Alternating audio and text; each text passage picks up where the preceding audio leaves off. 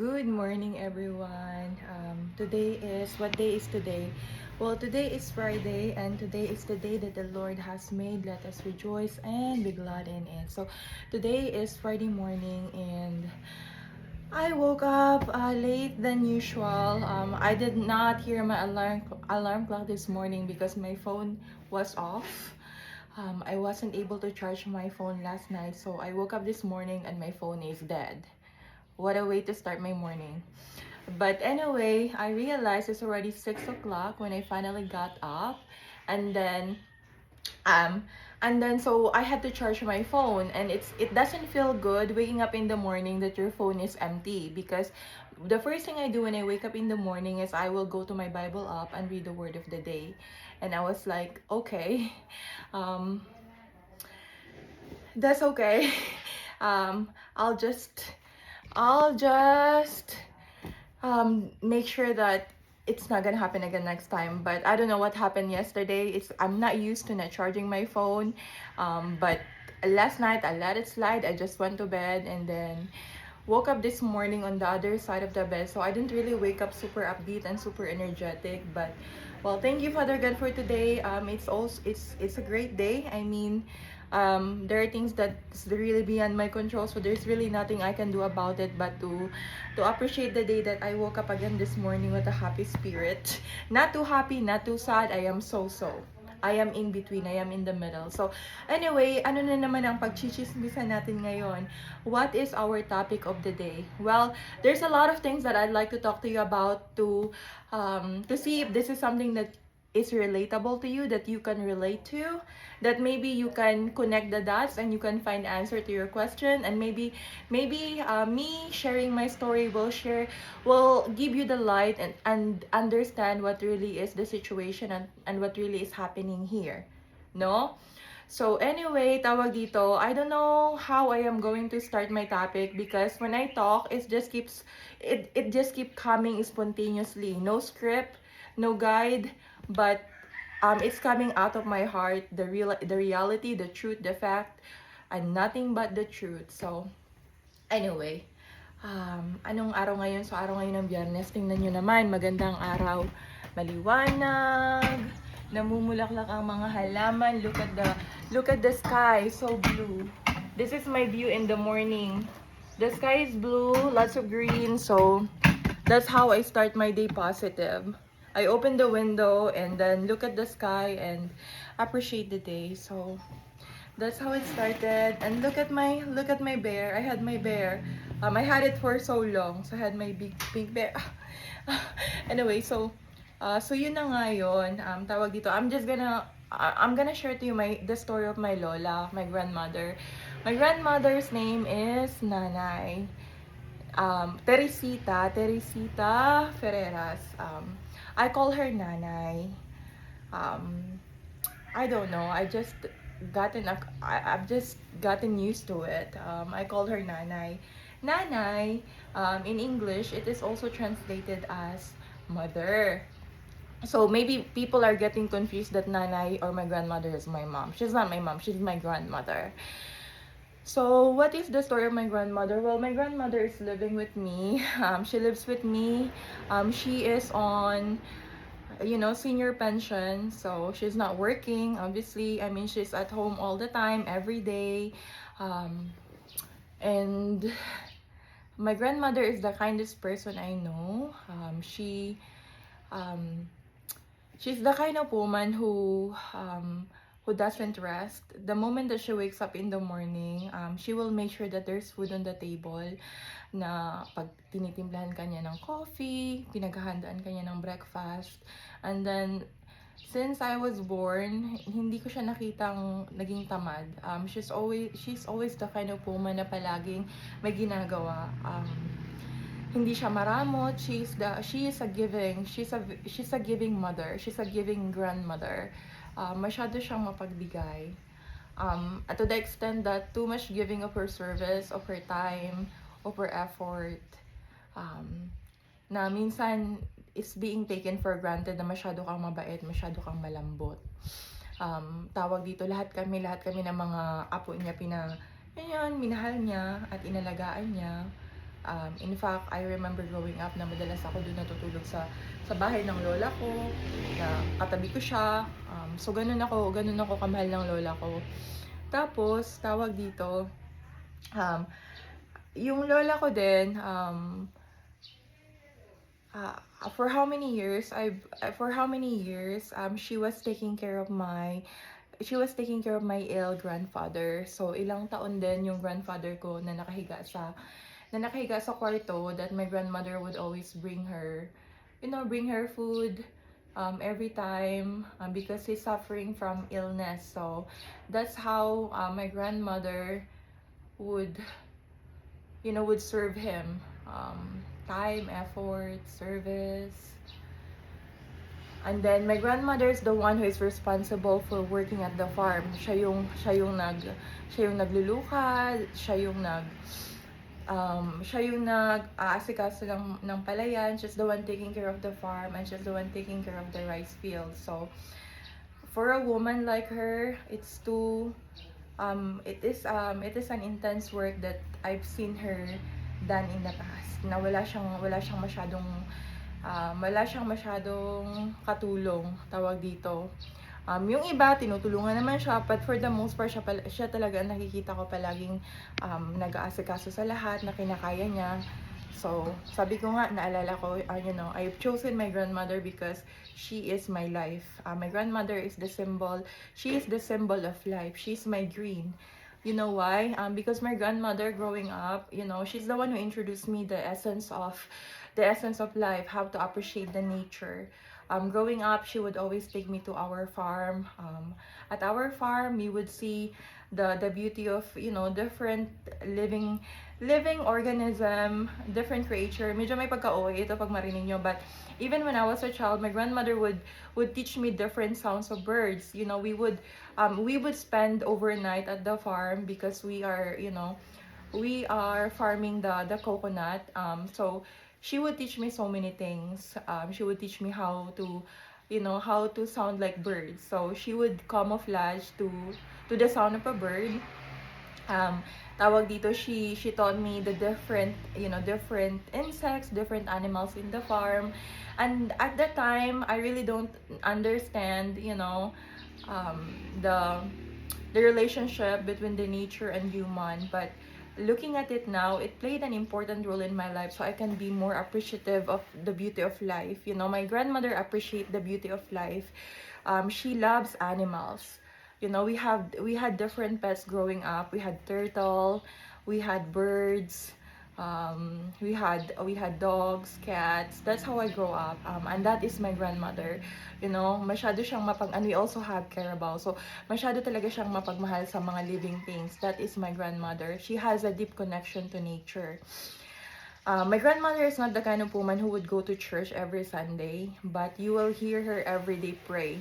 Sometimes you will hear her, chant, and nagdadasal siya, naniniwala siya, malalim ang pananampalataya niya. And alam ko madaming naiinis pag nagpe-pray siya, kasi nga minsan naririnig mo nangungurub-ngurub na lang daw, but that's how she was. My grandmother has a very sensitive heart, but at the same time she's very brave. She doesn't have any selfishness in her body. She doesn't have any selfishness in her bones. All she knew is how to give, to serve, and to love. Who is my grandmother? Well, my grandmother, she was a product of arranged marriage. She was working before, according to her story. My grandmother was working as a nanny. She was a nanny. She worked in Manila. She worked somewhere in Binondo or Chinatown in Manila before. She worked for a Chinese family as a nanny. She was babysitting a Chinese kid. That was way back when she was still dalaga. So dalaga pa lang ang lola ko, namasukan na siya. I think she was in grade 6, hindi pa siya teenager siguro, or maybe pa-teenager pa lang, namasukan na siya bilang isang yaya sa pamilyang Chino sa Manila. So that is how how she started working and helping her family. And then after working for a Chinese family as a nanny, she came home to Irusin because that's where she lives. And then my grandmother, they came from a big family. They have siblings, they have land ownership, and then they have her father happened to met the father of my grandfather, and they have been arranged. That they were arranged. It was an arranged marriage, so it was not a traditional courtship. They were a product of matchmaking. So the father of my grandfather introduced her to my grandfather. I don't know how old they were when they got married, but you know what? Let me ask her. Okay, I'm gonna bring this. I don't know if she can hear me because she has an issue with hearing. Nanay, Nay, where is she?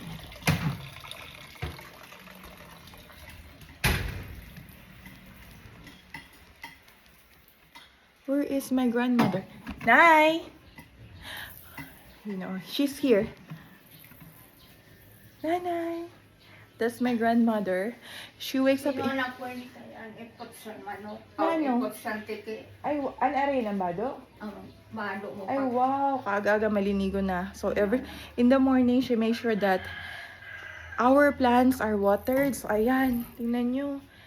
Umaga pa lang, nadiligan na niya yung mga halaman. In fact, namumulaklak ito, oh. Namumulaklak ang aming mga roses. Tapos malinis. Palaging areglado ang lahat. Ganyan siya kasi ayaw niyang magpahinga. But I'm gonna ask her a question. Come here, Nanay. Come here. Nanay, I don't know if she can hear me because she's having issue with listening. Hi, Nanay. Hi. Just be real. Nanay, ilang taon ka nang nag-asawa ka? 20. 20 ka kinasal? 20 years old. She's 20 years old when she got married. And then, how did you meet Papay Tuyong? Paano mo nakilala si Papay Tuyong? Dahil sa mga magurang eh. Arranged marriage. She's a virgin bride. Yeah. Yes. And that would have been my dream too, to be a virgin bride. But Nathan came, so. tapos, kumusta man ang wedding mo? How's your wedding? Sa padi. Okay, they got married at the church in Irusin. One of these days, I will go to Irusin and visit the church because that is my dream. That's my dream to go to Irusin Church again. It's a beautiful church. There's a lot of stairs. So yun, tingnan mo na. Yan. So, mahal na mahal ito ng mga Chino. Oh, ayan. Tingnan mo. Ilang taon ka na? 79 years old. Magsi-79 or magsi-79 or 78 ka pa lang? 79. Mag-79?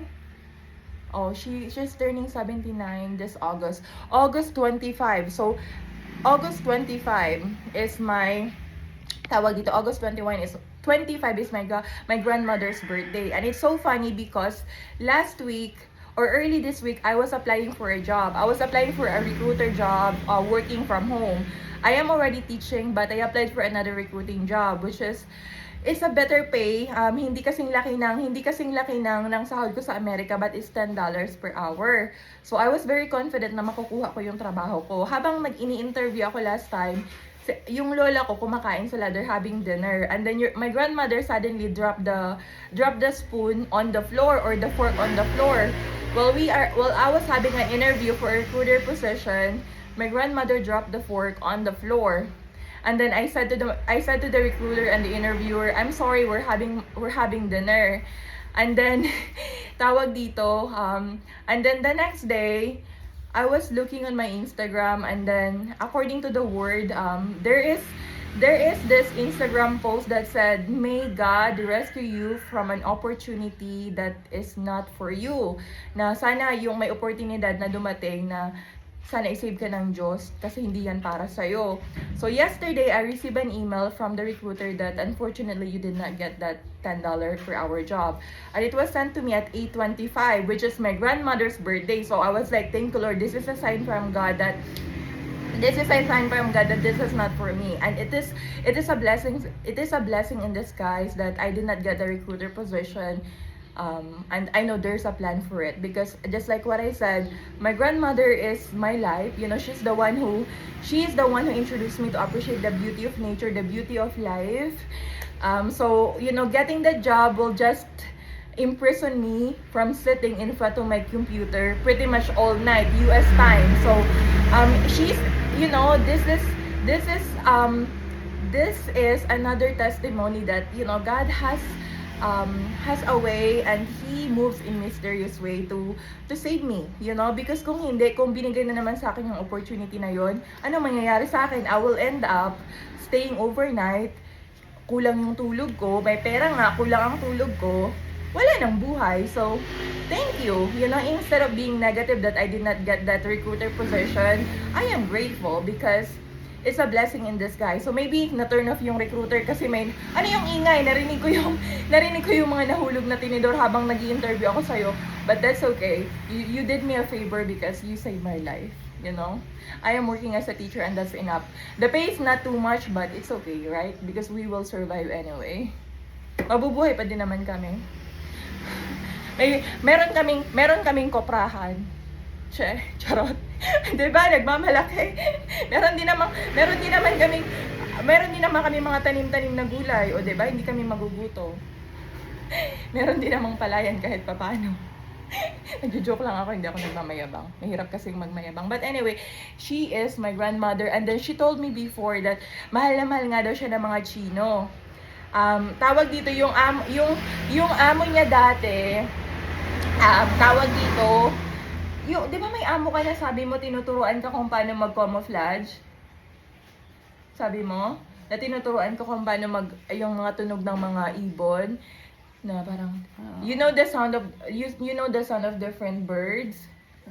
Si ano yun, Ate Kim Hawk? Ate Kim Hawk na tinuturuan daw siya kung paano. Ano yun, militar? Militar sa hindi. Ano naman? Chinese. O paano ka natuto nun ng mga appreciate ng mga ano?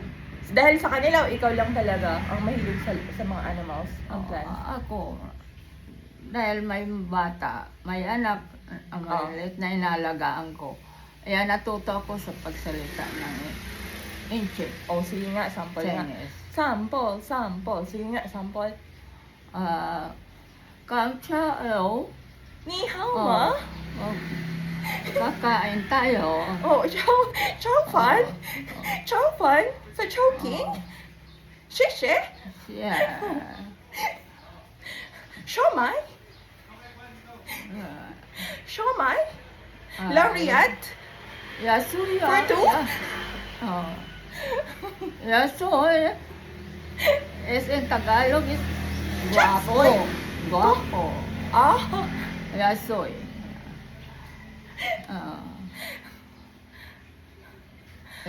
Babae, wala po. Kung hipa choy. Oh. Okay. Naka 18 minutes and 30 seconds. So magbibideo na naman ako. Okay, watch. Wait for it.